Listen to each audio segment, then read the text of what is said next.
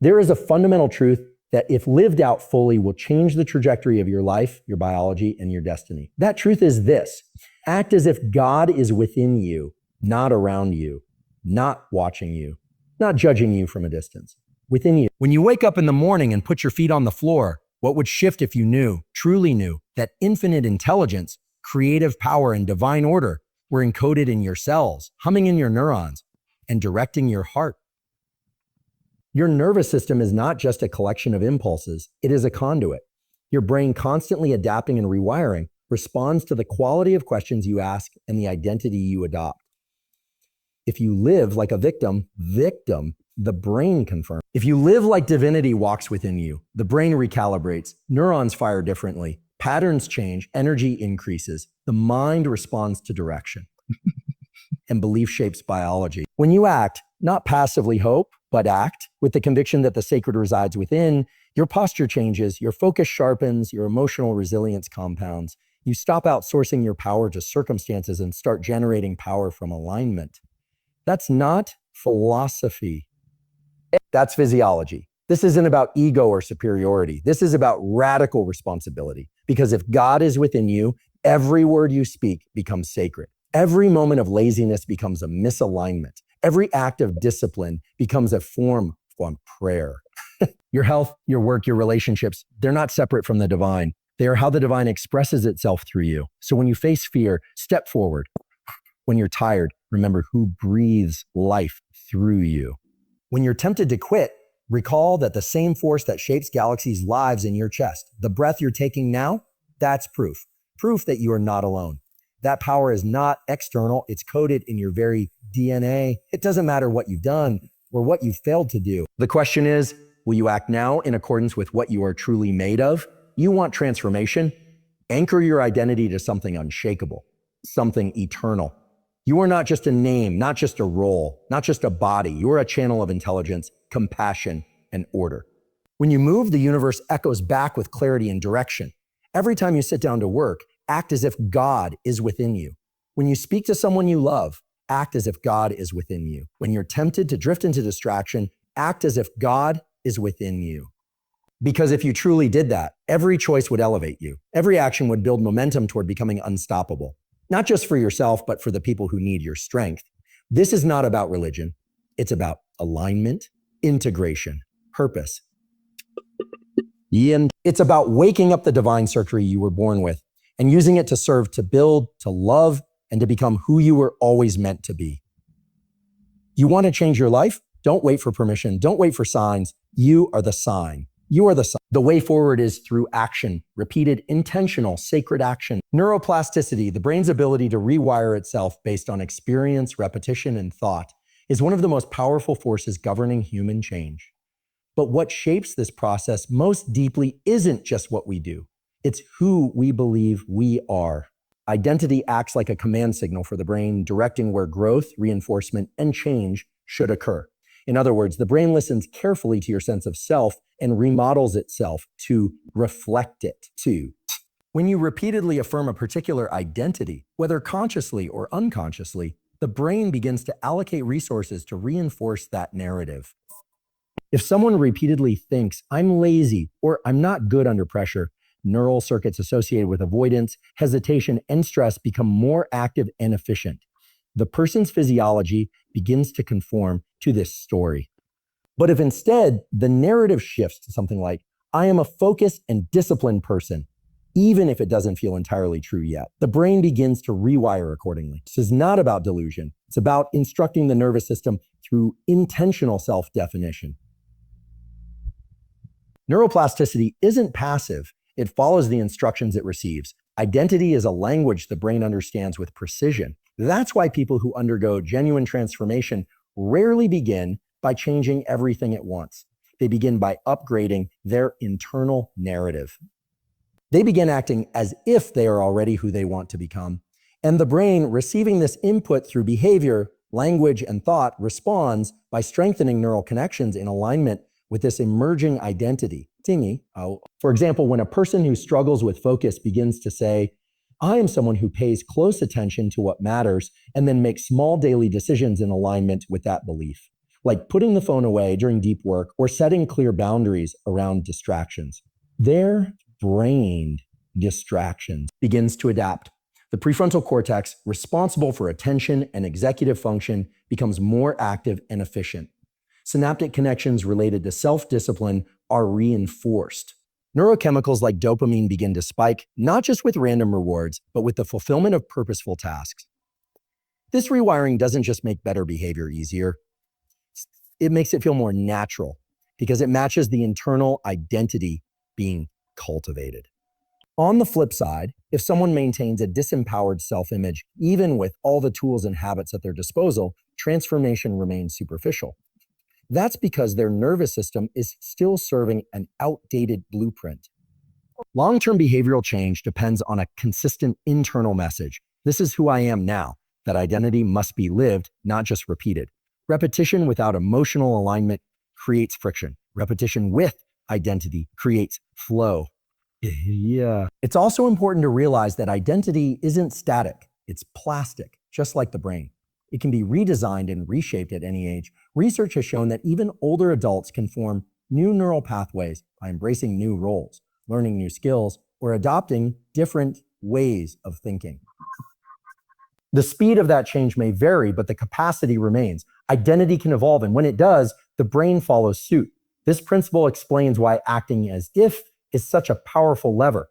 It's not pretending, it's programming. Every time you act in accordance with a higher identity, even if it feels slightly ahead of your current reality, your brain starts to close the gap. Over time, the circuits supporting fear, procrastination, or limitation are pruned away, while those supporting courage, focus, and resilience are strengthened. The brain stops asking a "can I?" and starts building around the "e." Neuroplasticity doesn't merely follow behavior, it follows belief-driven behavior. What you think you are has physiological consequences. And when that belief is rooted in something greater, something noble, purposeful, and aligned with higher principles, neuroplasticity becomes not just a tool of adaptation, but a pathway to transformation. Identity sets the target. The brain, with all its remarkable flexibility, builds the bridge. The human brain is fundamentally designed to act on what it sees, both literally and metaphorically.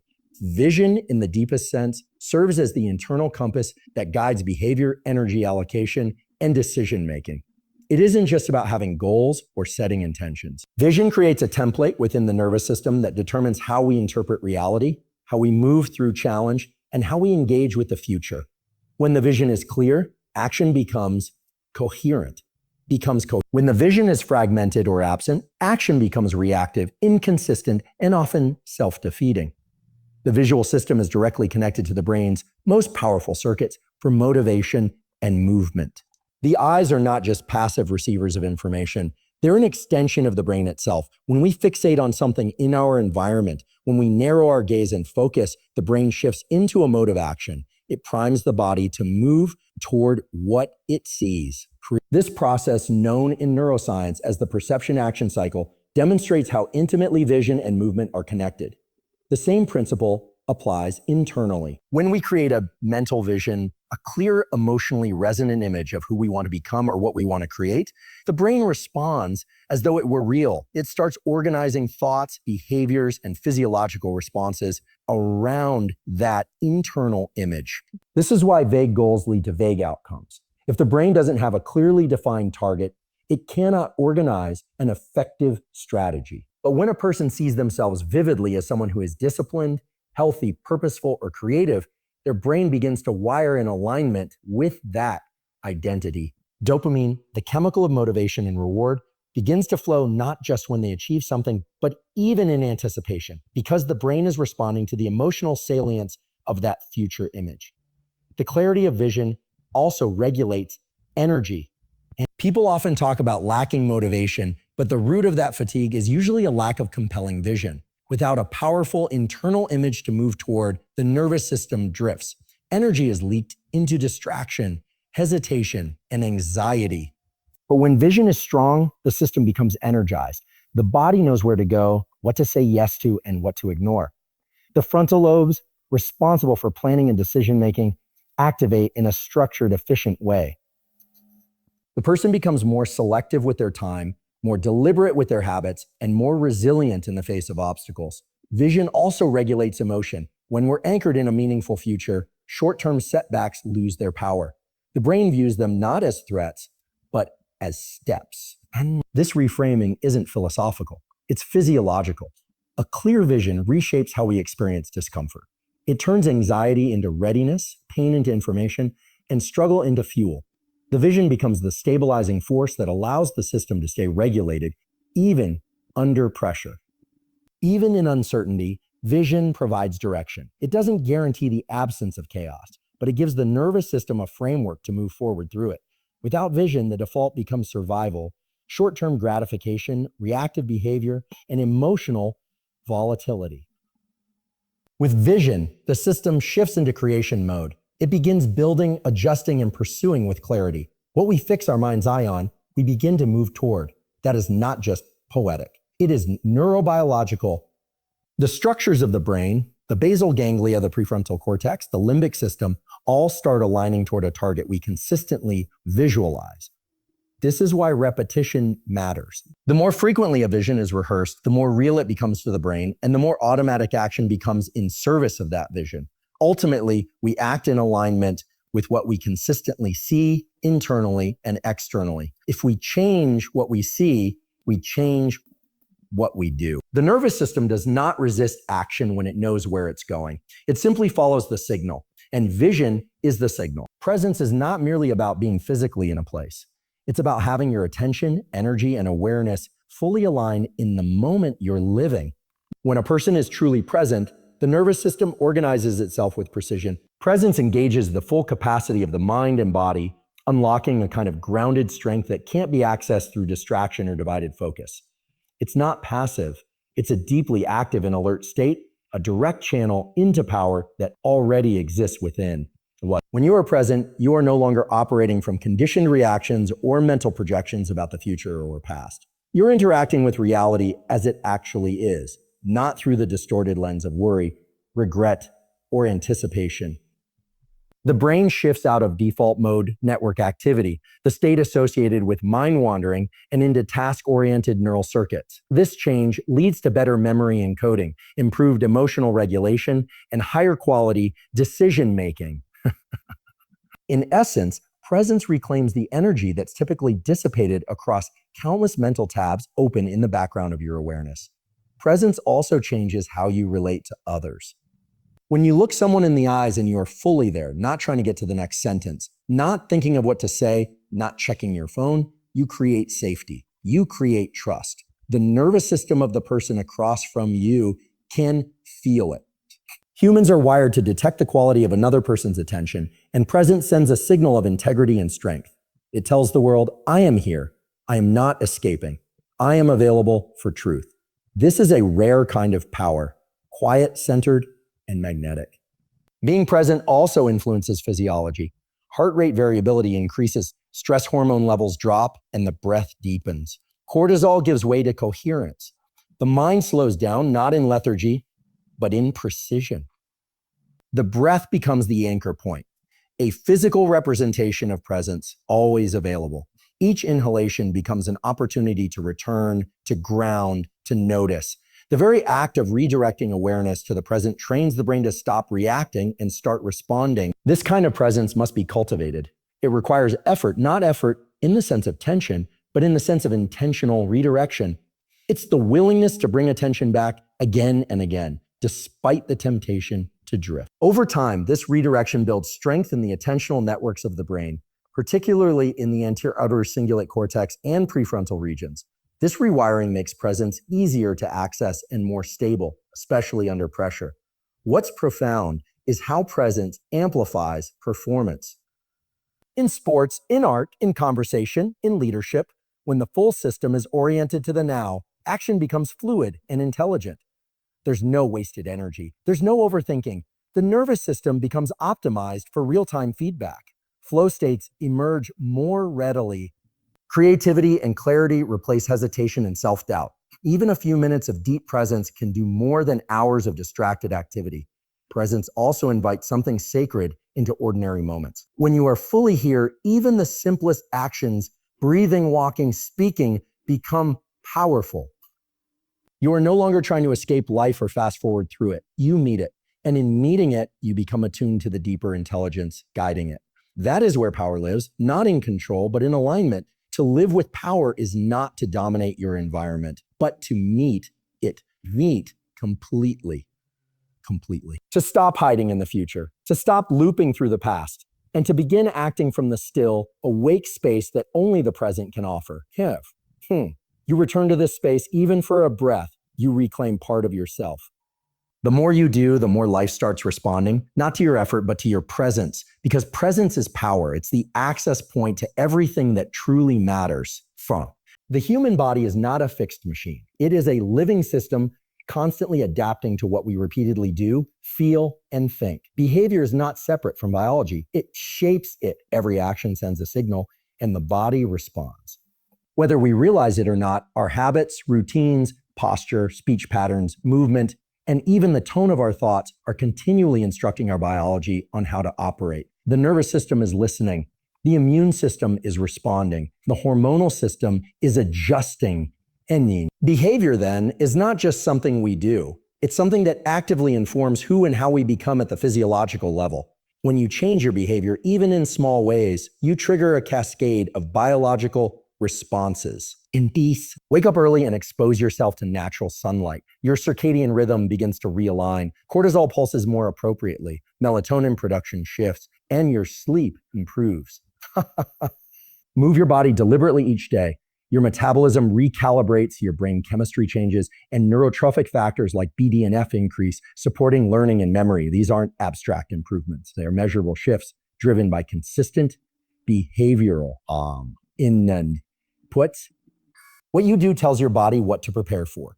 For example, when someone begins to take cold showers regularly, the body learns to regulate its response to stress differently. Adrenaline still rises, but over time, the individual becomes less reactive. The stress system becomes more efficient. Behavior here isn't just tolerating discomfort, it's training resilience at a neurochemical level. Similarly, when someone practices deep diaphragmatic breathing, the vagus nerve is activated. Heart rate slows, blood pressure drops. Inflammatory markers. Calm becomes less of a state you try to reach and more of a default you train into your biology. Even emotional posture matters. Repeatedly holding your body in a way that reflects defeat, slouched shoulders, downward gaze, shallow breath, feeds back into your physiology. Feeds back into your physiology. It tells the body to downregulate energy, reduce dopamine, and limit confidence. On the other hand, standing tall, breathing deeply, and speaking with conviction begin to shift internal chemistry. Testosterone rises slightly, cortisol reduces, and the brain begins to associate the behavior with safety and control. You aren't faking confidence, you're generating it biologically. This is also why behavior aligned with purpose or meaning creates powerful physiological effects. Still, when someone engages in service, practices gratitude, or takes action that aligns with their core values, neurochemicals like oxytocin and serotonin are released. These chemicals buffer stress, improve immune function, and enhance emotional well-being. The body doesn't just reward pleasure, it rewards congruence. When behavior reflects a deep internal truth, biology supports it with strength, focus, and vitality. The same principle applies negatively. Repetitive behavior rooted in avoidance, fear, or self-sabotage gradually trains the body into dysregulation. Chronic procrastination, for instance, increases baseline stress, raises resting cortisol, and disrupts dopamine signaling. Over time, motivation systems begin to falter and energy becomes harder to access. But this isn't fixed. Behavior, once again, becomes the entry point to change. Take action toward clarity and structure, and the body adapts accordingly. What's crucial to understand is that we don't have to wait for biology to change before we act. Action is often what creates the biological readiness. You don't need to feel motivated to begin moving. Moving is what generates the chemistry of motivation. You don't have to feel calm to breathe deeply. Breathing deeply tells the body it's safe to become calm. This is how we reclaim our agency, not by waiting for the internal to shift first, but by trusting that consistent, intentional action teaches the internal how to shift. Biology is plastic. It is responsive, and it is profoundly obedient to behavior. With each repeated action, we are either reinforcing chaos or cultivating coherence. The body doesn't just reflect who we are, it becomes what we repeatedly do. The human nervous system is not simply a processor of information, it's a directional system. It's designed to move toward meaningful goals, to seek order in complexity, and to allocate energy based on perceived importance. When the nervous system is anchored to a clear sense of purpose, it begins to operate with a kind of internal coherence. Neurons fire more efficiently. The brain organizes attention with greater precision. Emotional regulation becomes more stable. Even the immune system tends to function more optimally when the organism knows what it's moving toward. In short, the nervous system thrives on purpose. Purpose gives the brain a target. And this matters because biologically, we are goal-directed beings. From an evolutionary standpoint, survival has always depended on being able to orient ourselves toward food, safety, shelter, community. That mechanism is still at work in modern life, except now our threats are less physical and more psychological. Distraction, stress, existential confusion. In this context, purpose becomes a kind of navigational anchor. It tells the system what to filter, what to ignore, and what to pursue. Without it, the brain defaults to scanning for threats or novel stimulation, which leads to heightened stress responses, scattered focus, and mental fatigue. When someone is deeply connected to purpose, even if it's not grand or externally impressive, but simply clear and felt, their physiology shifts. Motivation becomes more sustainable. Dopamine, the neurotransmitter responsible for drive and anticipation, is released not only when we reach a goal, but when we pursue something meaningful. This is important. Dopamine is not about the reward itself. It's about the pursuit. The nervous system becomes energized by the act of moving towards something it values. Without that movement, energy stagnates. People begin to feel tired, not because they are doing too much, but because they are doing too little of what matters. Purpose also stabilizes emotion. Life will always contain stressors, but the way we interpret those stressors is deeply influenced by whether or not we feel aligned with a greater intention. If you experience discomfort in the service of something meaningful, the brain interprets it as growth. If the same discomfort occurs in a context of confusion or pointlessness, it's interpreted as suffering. That distinction is not just psychological, it's neurochemical. Cortisol and adrenaline behave differently when framed within the context of purpose. A hard workout done with intention leads to a sense of empowerment. The same physical strain without purpose might just feel like punishment. The meaning changes the biology. Moreover, purpose sharpens attention. The brain has limited resources to process the overwhelming amount of stimuli we encounter daily. Purpose acts as a filter, helping us prioritize what to focus on and what to disregard. This is how elite performers in any field operate. They are not less distracted because the world is quieter, but because their internal compass is stronger. The nervous system tunes itself to what it deems relevant. Relevance is determined by purpose. Even rest and recovery are enhanced by purpose. When the brain knows that rest is in service of something worthwhile, it allows for deeper recovery. There's less guilt, less mental friction. Rest becomes productive.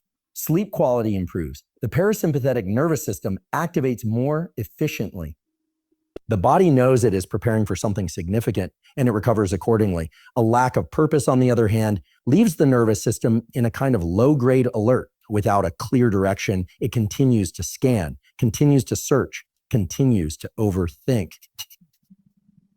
Energy is spent without return. But once a person begins to act in alignment with even a simple but authentic purpose, the entire system reorganizes. Energy returns, focus strengthens, emotional volatility decreases. This isn't magic, it's design. The nervous system was built to pursue. Give it something real to pursue, something bigger than comfort, something rooted in contribution or growth, and it begins to thrive. It stops reacting and starts creating. It no longer drifts, it drives. Purpose then is not optional for optimal functioning. It is the foundation. The nervous system doesn't just prefer it, it depends on it. Consistency is not just a matter of willpower or discipline. It's the natural byproduct of identity. The actions we take over time are largely shaped by the way we see ourselves. This internal image, the story we tell ourselves about who we are, functions like a silent operating system. It runs beneath our conscious thoughts, quietly influencing our choices, habits, and emotional responses.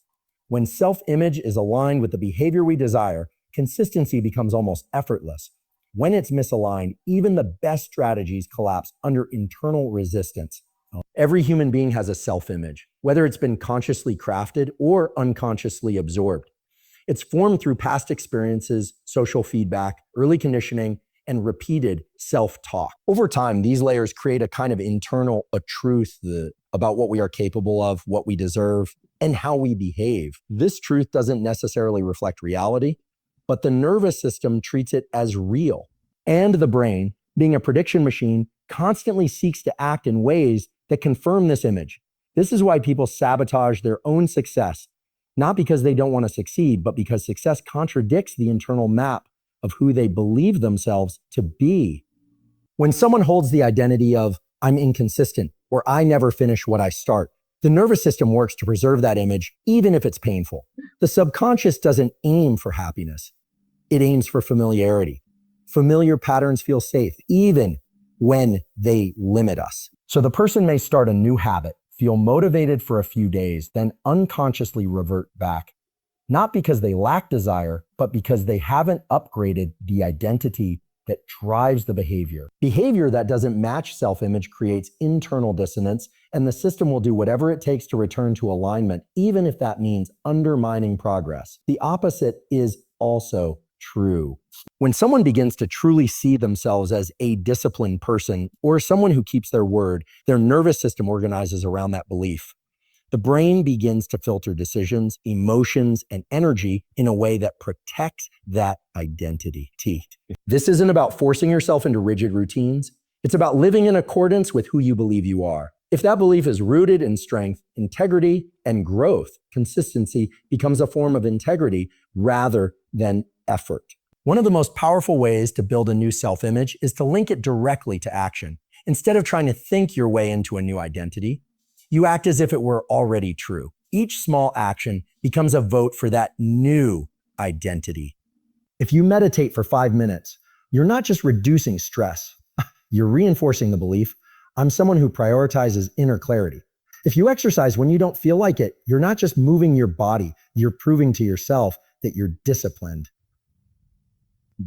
These actions, repeated, begin to shift how you see yourself. And once that shift takes root, consistency becomes a reflection of who you are, not something you constantly have to strive for. This is also why affirmations alone rarely work. If the actions don't match the words, the nervous system will reject the new image. But when words and behavior align, when internal belief and external action are in harmony, the system starts to trust the new identity. That trust becomes momentum. And momentum is what carries consistency forward, especially in the absence of motivation. Ultimately, your self-image is either your ceiling or your foundation. If it remains unchallenged, it will quietly dictate the limits of your consistency. But if you begin to consciously reshape that image through small, repeated action, aligned with truth, purpose, and integrity, you create a new baseline. One where consistency is not a struggle, but a natural extension of who you are. Fear is one of the most primal signals the nervous system can generate. It is designed for survival, for protection, for alertness in the face of the unknown. But fear is not inherently an obstacle.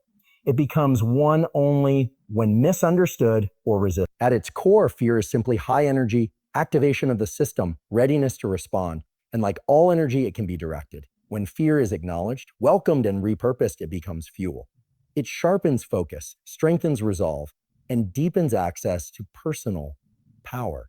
What often feels like resistance is actually potential in disguise. The biology of fear is not broken. It is highly adaptive. When the brain perceives uncertainty or risk, the amygdala activates, sending signals throughout the body to prepare for action. Speaking of, heart rate increases, breathing accelerates, muscles tense, and attention narrows. This is the body saying, something important is happening. Wake up. Most people interpret these signals as a reason to freeze or retreat. But if instead you recognize them as readiness, the relationship to fear changes. It's not something to avoid, it's something to engage. Fear is a form of intensity that, when reframed, becomes clarity. This reframing doesn't mean denying fear or pretending to be fearless. It means allowing the full experience of it without letting it control behavior. When you meet fear with curiosity instead of resistance, you begin to see that it always points to an edge of growth, of transformation, of truth. The thing you fear most often sits beside the thing you care about most. Fear shows up most strongly when you're about to step into alignment with something meaningful. It is not the sign of weakness.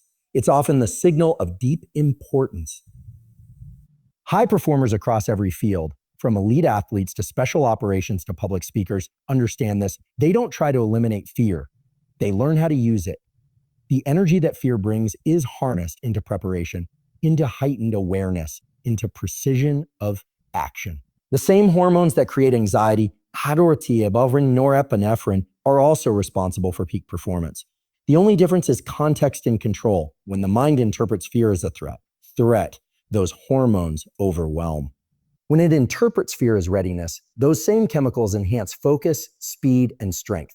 The breath becomes a crucial tool in this transformation. Shallow, rapid breathing reinforces the fear loop in the brain. But when you take control of the breath, deep, slow, deliberate inhales and longer exhales, you signal to the nervous system that you are safe. This doesn't eliminate fear, but it grounds it. It gives you access to your higher faculties, allowing fear to energize rather than paralyze. From that place, you can act not impulsively, but powerfully. Purpose also plays a key role in transforming fear into fuel. When your actions are tied to something larger than comfort, something that matters deeply to you, fear becomes worth facing. The discomfort no longer feels threatening. It feels necessary. The question shifts from how do I get rid of fear to how do I use this to become more of who I'm meant to be? That shift is where fear becomes generative. It creates momentum, intensity, and depth. The truth is, fear never disappears entirely, and it shouldn't. It's there to keep you awake, but what you do with it determines whether it becomes a wall or a doorway. Every time you step into fear with presence and intention, you build a new relationship with it. You rewire the brain to associate fear not with danger, but with growth. That new wiring is the foundation for courage, not the absence of fear, but the decision to move forward in the presence of it. Fear, when properly understood, becomes a signal that you're exactly where you need to be, at the edge of what's familiar, the threshold of transformation.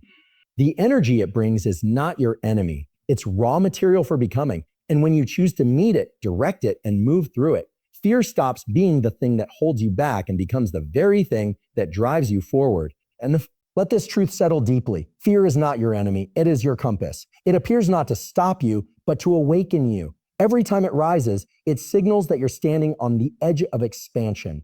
You can either let it shrink your world, or you can use it to step into a version of yourself that's more focused, more courageous, more aligned. The difference lies in how you respond. If you breathe through it, if you move with it, if you honor the energy it brings, you will not be diminished by fear. You will be defined by your ability to rise through it. Train your nervous system to see fear as fuel. Let it burn not as panic, but as purpose. Because when fear becomes your fire, there is nothing you cannot face and nothing you cannot become.